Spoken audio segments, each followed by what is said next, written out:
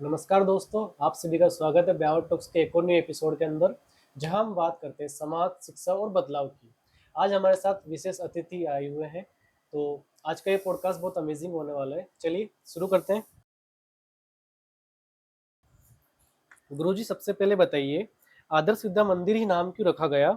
इसके पीछे कोई सोच रही? मूलतः 1952 में उस समय भारत की जो शिक्षा पद्धति चल रही थी, स्वतंत्रता के बाद जैसी सामान्य किसी भी स्वतंत्र देश में अपेक्षा होती है, शिक्षा उस देश की जड़ों से जुड़ी हुई होनी चाहिए, उस देश के गौरव को बढ़ाने वाली होनी चाहिए। समाज के कुछ अच्छे लोगों को यह ध्यान में आया कि भारत में शिक्षा भारत की जड़ों से हट करके और देश के गौरव को कमजोर करने वाली दी जा रही है। इसलिए विद्या भारती नाम का संगठन गोरखपुर में प्रारंभ हुआ।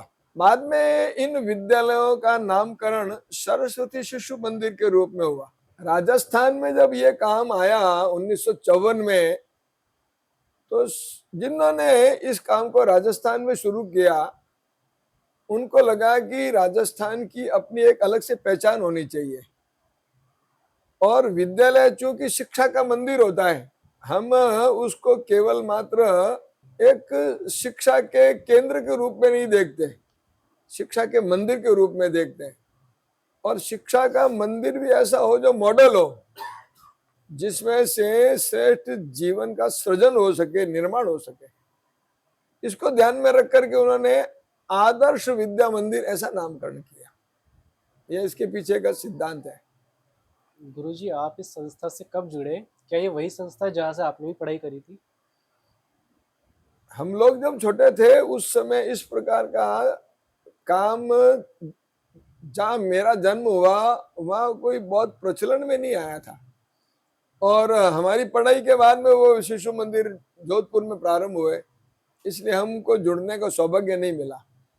परंतु मैं राष्ट्रीय स्वयंसेवक संघ का कार्यकर्ता हूँ, इसलिए संघ में आने के बाद में सरस्वती शिशु मंदिर, आदर्श विद्या मंदिर, इनके बारे में हमको ज्ञान हुआ। और 21 वर्ष पहले संगठन ने मेरे को योजना पूर्वक इन्हीं आदर्श विद्या मंदिरों की संभाल के लिए राजस्थान के संगठन मंत्री के नाते दायित्व दे दिया। तब से मैं और इस काम को थोड़ा गहराई से समझने लगा हूँ, जानने लगा हूँ और रुचि पूर्वक करने भी लगा हूँ। विद्या भारती संस्था के राष्ट्र में कितने स्कूल आते हैं? इस समय पूरे देश में 12,500 औपचारिक विद्यालय विद्या भारती संगठन के द्वारा संचालित है, और वर्तमान में 35 लाख भैया बहन ये 2025-26 के सत्र के साथ ही विद्या भारती में हो जाएंगे। 2024-25 तक ये छात्र संख्या 32.5 लाख थी। अनौपचारिक शिक्षा के केंद्र जो संपूर्ण देश में चलते हैं वो 10,500 अलग से है। उसमें लगभग 2.5 से 3 लाख भैया बहन शिक्षा संस्कार ले रहे हैं। आप अब तक इतने स्कूलों में अपना मार्गदर्शन दे चुके हैं, क्या आपकी लाइफ का कोई ऐसा अनुभव यादगार रहा हो जो आपको याद हो? सामान्यतया हम लोग प्रतिदिन किसी न किसी अन्य नए विद्यालय में जाते हैं, और सामान्यतया मेरे जैसा जो जिम्मेदार कार्यकर्ता है वो स्वयं निर्णय नहीं करता कि मुझे कहाँ जाना है। अपने संगठन की एक जिसको स्ट्रक्चर कहते हैं, ढांचा कहते हैं, वो बना हुआ है। हम लोग हमारे प्रांत को प्रवास देते हैं, प्रांत के अधिकारी हमारा प्रवास जिले में देते हैं, और जिले के अधिकारी निर्णय करते हैं कि आपको इस विद्यालय में जाना है। तो मैं मानता हूं कि जब से मुझे जिम्मेदारी मिली है, मैं राजस्थान में लगभग 450-500 विद्यालयों तक भ्रमण कर चुका हूँ, अवलोकन कर चुका हूँ, वहाँ आचार्य प्रधानाचार्यों से, मैनेजमेंट से बात कर चुका हूँ। ऐसा मोटा मोटा है। और जहाँ तक प्रश्न रहा विशेष संस्मरण का, तो कुछ विद्यालयों में समाज का हमने बहुत अद्वितीय विश्वास संपादित किया है, और सेवा बस्ती के भैया बहनों में भी अमेजिंग चेंज आए हैं। ऐसा हमारे पास में बहुत बड़े उदाहरण हैं। हमारी हरिजन बस्ती में, रेगर बस्ती में ऐसे एक्स्ट्रा ऑर्डिनरी चेंजेज हैं, जहाँ पर पहले शराब, अन्य प्रकार के नशे, व्यसन, जुआखोरी चलती थी। आज उस बस्ती में से इन सब रोगों का मूल रूप से ही शमन हो गया है। ऐसा दृश्य ईश्वर की कृपा से हमने तैयार किए हैं। गुरुजी, विद्या भारती का कोई लक्ष्य है? विद्या भारती का लक्ष्य है इस भारत में जो शिक्षा का स्वरूप स्वतंत्रता के बाद में हमने अडॉप्ट किया, वो वही था जो अंग्रेज हमको देके गए। अब उसको बदलना, यह भारत की शिक्षा का जो स्वरूप है उसको आमूलाग्र बदलना, यही विद्या भारती का लक्ष्य है। और मैं ये बड़े विश्वास के साथ और गौरव के साथ कह सकता हूँ कि जो राष्ट्रीय शिक्षा नीति 2025 घोषित हुई है, उसमें 100% तो नहीं कहेंगे, पर हाँ लगभग 85-90% हमको सफलता मिली है। और आज जो एनईपी 2025 घोषित हुई जुलाई 2020 में, एनईपी 2020 जो घोषित हुई, उसके अंदर वो सारी बातें लगभग आ गई है। मातृभाषा में शिक्षा, शिशु वाटिका पद्धति से शिक्षा, जीवन मूल्यों की शिक्षा, भारत केंद्रित शिक्षा, बालक का समग्र विकास, होलिस्टिक डेवलपमेंट, ये सारे विषय जो विद्या भारती संगठन वर्षों से जिसके लिए लगा हुआ है, वो राष्ट्रीय शिक्षा नीति में कहीं न कहीं इवॉल्व कर लिए गए हैं। गुरुजी, जैसा कि अभी आपने बताया, राष्ट्रीय शिक्षा नीति 2020 के तहत विद्या भारती संस्थानों में ऐसे कौन से प्रमुख बदलाव किए गए हैं? विद्या भारती संगठन में तो देखिए साहब, मैं जैसे निवेदन कर रहा हूँ, हम पहले से ही वो बातें कर रहे थे, पर अब हमारे को सपोर्ट मिल गया है सरकार का। सरकार की पाठ्य पुस्तकों में पहले जिस प्रकार की शिक्षा थी, उस शिक्षा में चूंकि हमारे बालक भी उसी बोर्ड की परीक्षाएं दे रहे हैं, वही सरकारी पाठ्यक्रम पढ़ रहे हैं, तो हम चाह करके भी हमारी मन की बात छोटे मोटे संस्कारों के माध्यम से तो देते थे, पर शिक्षा के अंदर हमको हमारे बालकों को भी पास करना है, उनको भी और परसेंटेज लाने हैं, तो पढ़ना वही पड़ेगा जो सरकार ने पाठ्य पुस्तकें दी है। अब चूंकि एनईपी के माध्यम से नए पाठ्यक्रम डिजाइन हो रहे हैं, अब हमको लगता है कि हम जो चाहते हैं उस प्रकार की शिक्षा हम बच्चों को दे पाएंगे। अपने द्वारा हमारे संस्कार सौरभ नाम की पुस्तकें चलती है, हमारे द्वारा हम संस्कार देने का काम करते हैं, तो वो हम लगातार कर रहे हैं, पर हाँ वो एक अत्यंत सीमित मात्रा में होता है। अब सरकार के द्वारा जब योग्य पाठ्य पुस्तकें आ जाएगी, तो जो चाहते हैं वो हम दे सकेंगे, ऐसा हमको लगता है, पूरा विश्वास है। विद्या भारती में अक्सर देखा गया है कि बच्चे जमीन पर बैठकर भगवान की वंदना करके भोजन करते हैं, गुरुजन भी साथ में बैठते हैं। क्या यह परंपरा शुरू से ही, ये बाद में लागू की गई? नहीं, अपने यहाँ ये जो परंपरा है ये तो प्रारंभ से ही थी, पर अब मैं आपको बता दूं कि ये जो भोजन मंत्र है, नीचे बैठ करके भोजन करना है, यह व्यवस्था तो मतलब यूं मानना चाहिए कि अनवरत चलने वाली है, पर युगानुकूल परिवर्तन भी हम लोग कर रहे हैं। अगर आप हमारे माउंट आबू वाले विद्यालय में जाएंगे, तो आपको वहां पर टेबल कुर्सी पे बैठ करके भैया बहन भोजन मंत्र करते हुए मिलेंगे। तो हमारा ये कोई नहीं है कि हम नीचे ही बैठ के भोजन करवाएंगे या दरी पट्टी पे बैठना जरूरी है। युगानुकूल तंत्र में परिवर्तन हो सकता है, मूल दृष्टि कमजोर नहीं होनी चाहिए। यह विद्या भारती गुरुकुल से प्रेरित है? क्या इस संस्था ने पुराने शिक्षा पद्धति से कुछ सीखा या अपनाया है? सामान्यतया गुरुकुल की शिक्षा उस समय जो भी भारत का स्वरूप था उस अनुरूप दी जाती थी। अब जो समाज में परिवर्तन आ रहे हैं, तो उसमें अगर हम उसी पद्धति को स्वीकार करेंगे, तो समाज क्या है कि उसको स्वीकार करने के मूड में नहीं है। इसलिए भाव वही है, दृष्टि वही है, परंतु अब थोड़ा सा हम ये नहीं कह सकते कि हम पेड़ के नीचे बैठा के पढ़ाएंगे, हम ये नहीं कह सकते कि प्राकृतिक वातावरण में ही शिक्षा दी जाएगी। तो आज की तारीख में एक अच्छा इंफ्रास्ट्रक्चर चाहिए। भाव गुरुकुल का ही है, दृष्टि में कोई अंतर नहीं है, परंतु भवन भी चाहिए, 3D वाले बोर्ड भी चाहिए, हाईटेक कंप्यूटर लैब भी चाहिए, उस प्रकार की हमारी शिशु वाटिका प्ले ग्रुप का स्वरूप भी चाहिए। तो वो हम लगातार स्वीकार कर रहे हैं। आज आर्टिफिशियल इंटेलिजेंस का जमाना आ गया है, तो हम भी एआई को स्वीकार कर रहे हैं। तो रिफॉर्मेशन के अंदर हम कमजोर नहीं है, परंतु हमारी दृष्टि उसी गुरुकुल पर टिकी हुई है। भारत में जो बालक तैयार होगा वो मातृभक्ति ही होगा, वो पितृभक्ति ही होगा, वो अतिथि देवो भव वाला ही होगा। संस्कार वही होंगे, थोड़ा स्वरूप बदल सकता है। इसलिए गुरुकुल की शिक्षा तंत्र बदल करके दे रहे हैं। विद्यार्थियों में स्वर्गीन विकास को लेकर आपके क्या विचार है? देखिए, वस्तुतः किसी भी बालक का पंचकोशात्मक विकास होता है। ये जो होलिस्टिक डेवलपमेंट है, जो राष्ट्रीय शिक्षा नीति में अवधारणा आई है, ये विद्या भारती में सर्वांगीण विकास के रूप में आई है। और सर्वांगीण विकास में पंचकोशात्मक विकास है, अन्नमय, प्राणमय, मनोमय, विज्ञानमय और आनंदमय कोश। तो ये पांचों प्रकार के कोशों का जब बालक का विकास होता है, तो हमारा मानना है कि बालक का सर्वांगीण विकास हो रहा है।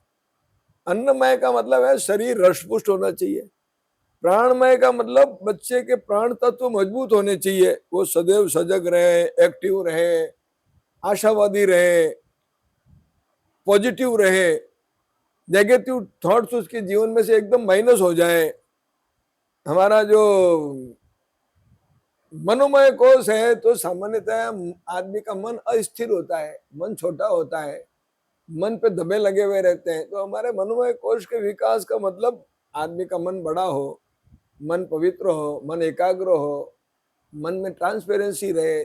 ऐसा हमारे इन विषयों के माध्यम से हम बालक को तैयार करते हैं, उसको हम सर्वांगीण विकास कहते हैं।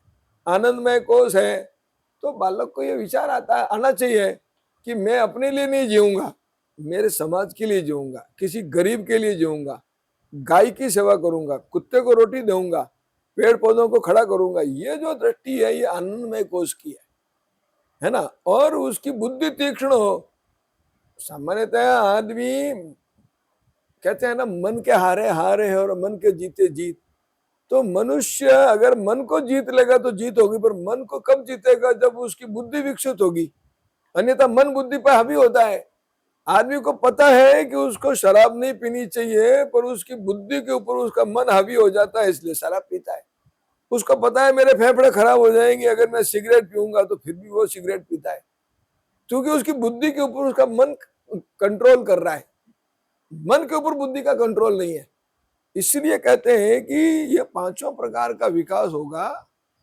तो ये जो आपने अभी विषय लिया है सर्वांगीण विकास का, होलिस्टिक डेवलपमेंट का, ये होगा, अन्यथा होगा नहीं। आप क्या सोचते हैं, शुरुआती शिक्षा मातृभाषा में होनी चाहिए या अंग्रेजी में? नहीं, देखिए साहब, इसमें तो मेरा सोच कुछ भी लागू नहीं होना है। सोच वही लागू होना चाहिए जो प्रिंसिपली ठीक है, जो साइंटिफिकली ठीक है, जो शास्त्रीय दृष्टि से ठीक है, जो संविधान की दृष्टि से ठीक है।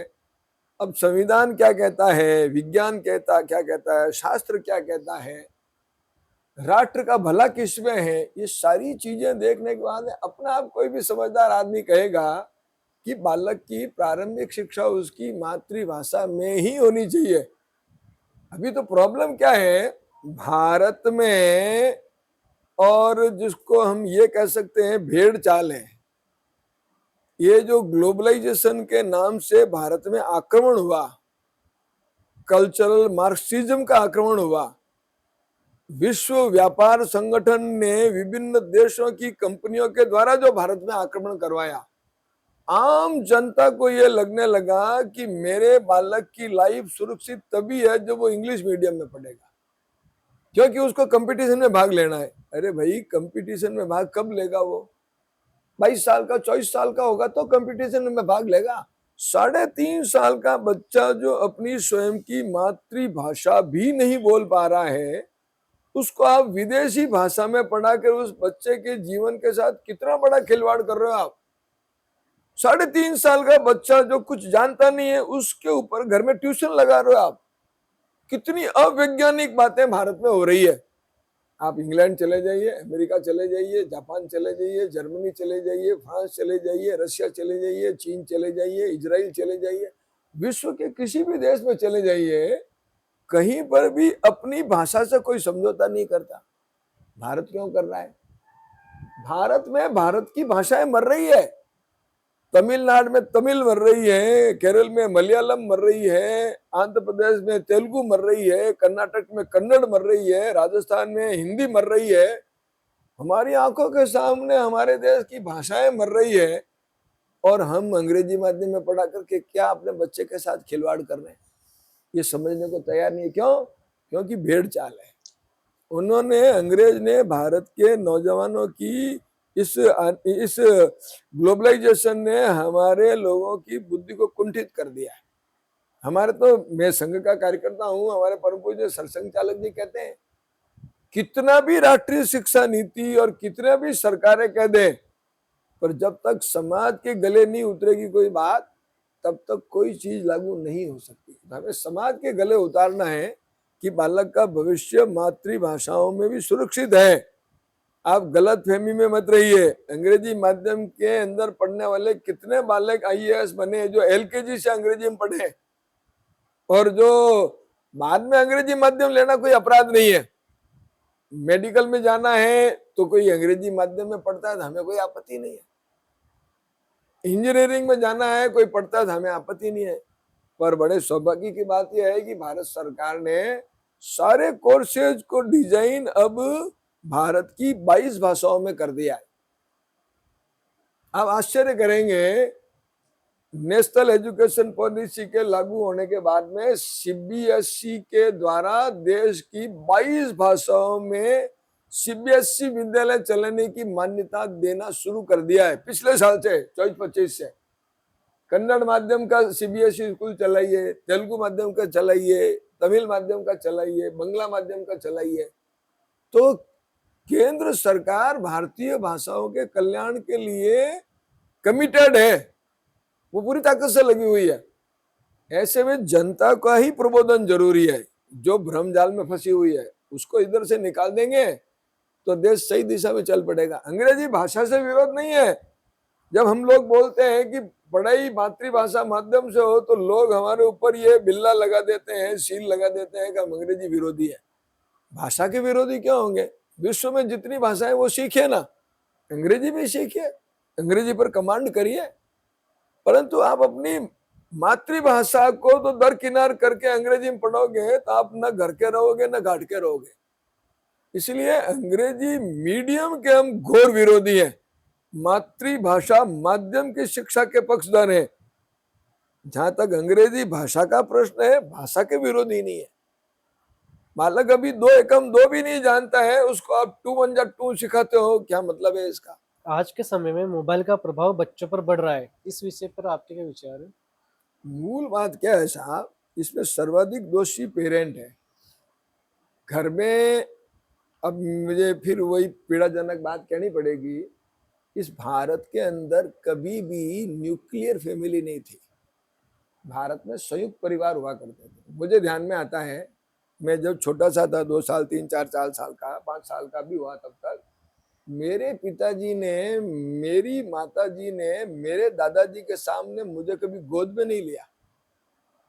मुझे गोद में लेने का काम मेरे चाचा जी करते थे, मेरे मामा जी करते थे, मेरी बुआ जी करती थी, मेरी मौसी जी करती थी। घर के अंदर इतना लोग घूमते रहते थे कि माँ या पिताजी को मुझे गोद में लेना पड़े ये मौका ही नहीं आता था। और इसीलिए हम हंसते खेलते बड़े हो गए और माताजी पिताजी को पता ही नहीं चला। अब घर में क्या है, एक पत्नी और उसका पति और एक छोटा सा बच्चा, उसके अलावा आदमी नहीं है। और इसीलिए माँ अपनी बला टालने के लिए मोबाइल उसके हाथ में देती है, कुछ तो भी पिक्चरें लगा करके, कोई खेल लगा करके दे देती है। अब ऐसी स्थिति में वो छोटा सा 3.5 साल का बच्चा वो उस मोबाइल को देखना शुरू करता है और माँ देखती है कि मेरी बला टल गई। वो ये नहीं जानती है कि माँ का अफेक्शन क्या होता है। माँ अपना अफेक्शन नहीं देगी तो बच्चा बड़ा होकर के माँ की सेवा क्यों करेगा। वो फिर मोबाइल के प्रति भक्ति करेगा, क्योंकि माँ ने तो अपनी बड़ा टाल दी। तो उस बच्चे में न ममत्व जगता है, न मातृभक्ति जगती है, न सेवा जगती है, क्योंकि वो देखता है कि मेरी माँ ने तो मेरे को मोबाइल दे दिया। तो ये जो कुछ है रोग, ये घर में पेरेंट्स ही पाल रहे हैं। अगर बाल्यकाल में शिशु अवस्था में बच्चे को संभालने वाले अगर घर में संयुक्त परिवार है तो बच्चे को मोबाइल के पास जाने की मौका ही नहीं आएगा। उसको खिलाने वाले, उसको नचाने वाले, उसको घुमाने वाले, उसको प्रेम देने वाले, उसके प्रति अटैचमेंट रखने वाले लोगों की संख्या बढ़ेगी घर में। पर आज ये रोग इस न्यूक्लियर फैमिली का परिणाम है। तो ये रोग हमने जानबूझ के पाला है और ये भारत को नष्ट करने का एक बड़ा भारी विमर्श है, नैरेटिव है। ये बड़ा षड्यंत्र है, हम उसके शिकार हो रहे हैं। विद्या भारती में क्या सिर्फ बच्चों को आदर्श बनना सिखाया जाता है या गुरुजन भी उसी आदर्श को निभाते हैं? देखिए साहब, विद्या भारती में कोई भी आचार्य आता है वो वैसा ही आता है जैसे सर्व सामान्य समाज में आदमी है। मैं पहले पहले दिन जब संघ में गया तो मैं भी वैसे ही बच्चा था जो सामान्य समाज में बच्चे रहते हैं, जो जैसे भी होते हैं आम बच्चे वैसे। पर धीरे धीरे अपना जो वातावरण है, आचार्यों के प्रशिक्षण वर्ग है, आचार्यों के विभिन्न प्रकार के प्रबोधन के कार्यक्रम हैं, उसके माध्यम से आचार्यों को हम ध्यान करवाते हैं कि आप आम आचार्य से हट करके हो। आप उस प्रकार के आचार्य हो जो हमारे यहाँ पर कहते हैं एक्शन स्पीक्स। मेरी जो वाणी है उससे ज्यादा मेरा एक्शन बोलता है, इसलिए कहते हैं action speaks louder than word. मैं आपके सामने कितना ही लच्छेदार बोल जाऊं यहाँ पर अगर आपने मेरा व्यक्तिगत जीवन देखा और उसमें आपने मेरे को सिगरेट पीते हुए, मुझे शराब पीते हुए, मुझे गलत हरकत करते हुए देखा तो मेरे सारे भाषण का असर जीरो हो जाएगा। इसलिए हम आचार्य को कहते हैं कि देखो आचार्य बंधुओं, आप अपनी वाणी, अपने व्यवहार। बच्चों के भारी स्कूल बैग को लेकर क्या विद्या भारती कोई बदलाव कर रही है? मैंने जैसे आपको निवेदन किया, कई बातें विद्या भारती संगठन के हाथ में नहीं है। सरकार इसमें बड़ी भूमिका निभाने वाली है और सरकार ने निर्णय लिया है राष्ट्रीय शिक्षा नीति में कि आने वाले समय में हम बस्ते का बोझ कम करेंगे। तो सरकार पाठ्यक्रमों को इस प्रकार से डिजाइन कर रही है। शिशु वाटिका में हमने भी तय किया है कि एक पुस्तक जो अरुण में, उदय में, प्रभात में चलेगी, उसमें हिंदी भी उसी में होगी, अंग्रेजी भी उसी में होगी, गणित भी उसी में होगी। तो अब 3 पुस्तकों की जगह एक किताब में शिशु के ऊपर वो हम करेंगे। और आपको पता है कि शिशु वाटिका की जो पद्धति है उसमें तो बस्ते का बोझ है ही नहीं, क्योंकि उसमें तो हम केवल मात्र एक्टिविटी बेस्ड लर्निंग करवाते हैं। चाइल्ड सेंट्रलाइज्ड जिसको कहते हैं, शिशु केंद्रित शिक्षा, वही करवाते हैं। तो वो पूर्णतया शिशु वाटिका की पद्धति अनुभवजन्य है, खेल खेल में है, एक्टिविटी बेस्ड है, तो इसलिए उसमें तो बसता ही नहीं है। बड़ी कक्षाओं में भी, कक्षा 3, 4, 5 तक भी हमारी अपेक्षा है कि हम अधिक से अधिक बच्चों को क्रिया आधारित शिशु ही शिक्षण ही करवाएं, बाल केंद्रित शिक्षण ही करवाएं। मैदान में ले जा करके गणित पढ़ाई जा सकती है, कक्षा कक्ष में आयात, वर्ग, ये आपके वर्गमूल, वर्ग फिट, ये सब चीजें बिना भी बस्ते के पढ़ाई जा सकती है। तो प्रयत्न विद्या भारती अपने लेवल पर तो बहुत कर रही है, पर अल्टीमेट तो सरकार का जो पाठ्यक्रम डिजाइन होगा उसमें जो बस्ते के बोझ की योजना कम होगी तो उसका पालन पूरा देश करेगा। आदर्श विद्या मंदिर ब्यावर का जो कैंपस है उसमें भी हमने देखा है हर क्लास के बाहर किसी महान व्यक्ति का कोट लिखा होता है, जैसे स्वामी विवेकानंद जी। क्या आपको लगता है कि बच्चे इन विचारों से प्रेरित होते हैं? अब देखिए साहब, मतलब आप सही पूछोगे जो, तो प्रिंसिपली तो प्रेरित होना ही चाहिए, परंतु अब बात यह है कि हमारा आचार्य कितना अपडेट है, नाम लिखे हुए हैं। और हमारी वंदना सभा में विवेकानंद जी कौन थे, सावरकर जी कौन थे, क्रांतिकारी सुखदेव कौन थे, भगत सिंह कौन थे, चंद्रशेखर आजाद कौन थे, शिवाजी महाराज कौन थे, ये वंदना में जब तक प्रभावी ढंग से हम बताएंगे नहीं, उस चित्र के साथ बच्चों को कोरिलेट करेंगे नहीं, तब तक जितना ज्ञान हम चाहते हैं उतना हो नहीं सकता। इसलिए चित्र जितना तो ध्यान में आता है उसको कि हाँ ये विवेकानंद जी का चित्र है, पर विवेकानंद जी कौन थे ये तो समझाना पड़ेगा। उनकी जीवनी उनके नीचे लिख करके बच्चों को बताना पड़ेगा कि ये देखो उनकी जीवनी नीचे लिखी हुई, आप पढ़िए इसको। उसके ऊपर प्रश्न मंच करने पड़ेंगे, उसके ऊपर प्रश्नोत्तर के कार्यक्रम करने पड़ेंगे। तो मैं मानता हूं कि हमारे प्रयत्न में हम काफी सफल हो रहे हैं, परंतु 100% सफल होने के लिए तो कुछ एक्स्ट्रा मेहनत मांगते हैं, कुछ तो सफलता मिल ही रही है। क्या कभी विद्या भारती का कोई ऐसा छात्र बड़ा आदमी बनकर वापस मिला हो आपसे, उसकी कोई खास कहानी? ये देखिए, मैं अभी व्यक्तियों के नाम और उनकी डेजिग्नेशन तो अभी बताऊंगा नहीं, अच्छा नहीं लगता है। पर मेरे संपर्क में ऐसे आईएएस पर्याप्त मात्रा में हैं जो आज की तारीख में जिला कलेक्टर हैं, एसपी है, कमिश्नर है, इनकम टैक्स के अंदर आपके डिविजनल कमिश्नर है, बहुत उच्च पदों पर बैठे हुए अनेक लोग संपर्क में हैं। और कुछ तो ऐसे संपर्क में हैं जिनका परिवार अत्यंत ही कमजोर अवस्था में था, और उसने यही संकल्प लिया कि बनना तो मुझे आईएएस ही है। एक अटेम्प्ट में सफलता नहीं मिली, एक अटेम्प्ट में वो एलाइड सर्विसेज में आया, फिर उसके बाद एक अटेम्प्ट और दिया और उसको फिर और प्रॉपर देश में जो 22वीं रैंक उसको मिली। ऐसे अनेक इस समय ऑन जॉब हैं जिनकी बड़ी संघर्ष की कहानियां हैं। तो विद्या भारती के भैया और अथवा बहने एक दो नहीं, इस समय राजस्थान में ही होंगे 15-20 तो प्रॉपर आईएएस और आईपीएस, एलाइड सर्विसेज में तो भारी मात्रा में है, और राजस्थान प्रशासनिक सेवा में तो सैकड़ों लोग हैं। तो वो ये है कि हमारे पास उनकी सूची है, हम आपको कोई भी हवा में बात नहीं करेंगे, हमारे पास पूरी सूची है। वो सूची भी आपको कभी जयपुर आएंगे दिखा देंगे आपको। भारत की प्राचीन गुरुकुल प्रणाली में क्या ऐसी खास बात थी जो आज के स्कूलों में नहीं दिखती है? गुरुकुल पद्धति में अनुभवजन्य ज्ञान था, क्रिया आधारित ज्ञान था, और बालक के जीवन के अंदर जब तक वो संघर्ष नहीं करता है, वो कठिन परिस्थितियों में से नहीं निकलता है, दीन दुखी के साथ नहीं जुड़ता है, तब तक वास्तव में उसका हर एक ज्ञान ही अधूरा है। इसलिए गुरुकुल पद्धति को एज इट इज आज के युग में लागू करना कठिन जरूर है, परंतु हम अपने बच्चों को, जैसे मैं विद्या भारती के बच्चों की बात करता हूँ, हम जनजातीय क्षेत्र में हमारे संस्कार केंद्र दिखाने के लिए ले जाते हैं, हमारे विद्यालय के चलने वाले संस्कार केंद्रों को दिखाने के लिए ले जाते हैं। तो हमको, हमारा बच्चों को ध्यान में आता है कि स्लम क्या होता है, गंदगी क्या होती है, निर्धनता क्या होती है। जिसको कहते हैं ना, जिसके पैर न फटी भी भाई वो क्या जाने पीर पर आई।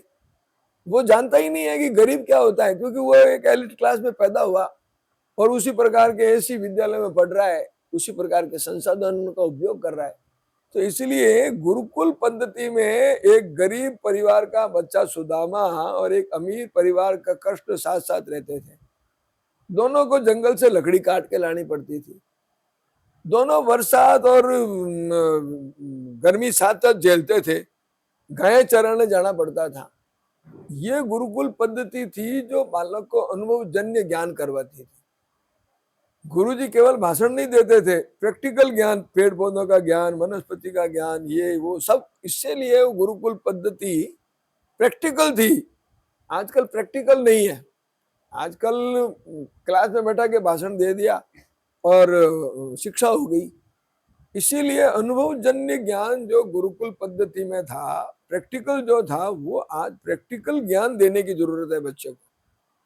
जब तक वो किसी के साथ जुड़ेगा नहीं ना, तो फिर ये जो आप देखो ना, एक रामकृष्ण वचनामृत के अंदर एक प्रसंग आता है। एक नाव के अंदर एक पंडित जी सवार थे और नाविक नाव चला रहा था। तो उस पंडित जी ने पूछा कि अरे आपको वेदांत दर्शन का ज्ञान है? तो उस बेचारे नाविक बच्चे ने कहा कि नहीं साहब, मैंने सुना नहीं वेदांत। अरे तो तुम्हारी तो चौथी जिंदगी बेकार हो गई। फिर अगला प्रश्न किया कि अच्छा आपने वेदांत तो नहीं ज्ञान है, परंतु आपको दर्शन शास्त्र का ज्ञान है? कि महाराज मैंने नहीं सुना, मैं तो 12 साल का था तब से नाव चला रहा हूँ। अच्छा वेदांत भी पता नहीं है, दर्शन भी पता नहीं है? अच्छा तो आपको और ये जो संस्कृत का वांग्मय है उसको तो पढ़ा होगा कि महाराज मुझे क्यों लज्जित कर रहे हो, और तो तेरी तो 3/4 जिंदगी बेकार हो गई। अब जब तक नदी के अंदर तूफान आ गया, नाव डगमगाने लग गई, तो नाविक ने पूछा पंडित जी तैरना जानते हो क्या? तो पंडित जी ने कहा तैरना तो नहीं जानता। तो महाराज नाव डूबने वाली है। तो वो तो नाव जब डूबने लगी वो तो कूद गया नदी में, और मेरे जैसे पंडित जी थे जो डूब गए। तो शाब्दिक ज्ञान से कोई ज्ञान नहीं मिलता है, ज्ञान मिलता है अनुभव से, प्रैक्टिकल करने से। तो वो आज के युग में ये हालत हो रही है। तो वैदिक गुरुकुल जो थे वो अनुभव जन्य ज्ञान करवाते थे, एक्टिविटी बेस्ड करवाते थे, हार्ट टू हार्ट टच करते थे, तो वो ज्ञान सही था। इसलिए आज का जो ज्ञान है वो अधूरा ज्ञान है। अगर आपको सिर्फ एक लाइन में समझाना हो कि सच्ची शिक्षा क्या होती है, तो आप क्या कहेंगे? सच्ची शिक्षा वो है जो व्यक्ति के जीवन को आमूलाग्र बदल देती है। सच्ची शिक्षा वो है जो व्यक्ति की इंद्रियों को कंट्रोल करने का ज्ञान देती है। सच्ची शिक्षा वो है जो मेरे जीवन का लक्ष्य क्या है उस लक्ष्य की ओर ले जाने के लिए प्रेरित करती है। सच्ची शिक्षा वो है जो दीन दुखी के साथ जोड़ती है। सच्ची शिक्षा वो है जो संघर्षों में खड़ा करने की प्रेरणा देती है। ऐसी जो शिक्षा है वो सच्ची शिक्षा है। बाकी सारी शिक्षा कोरी लफाजी है।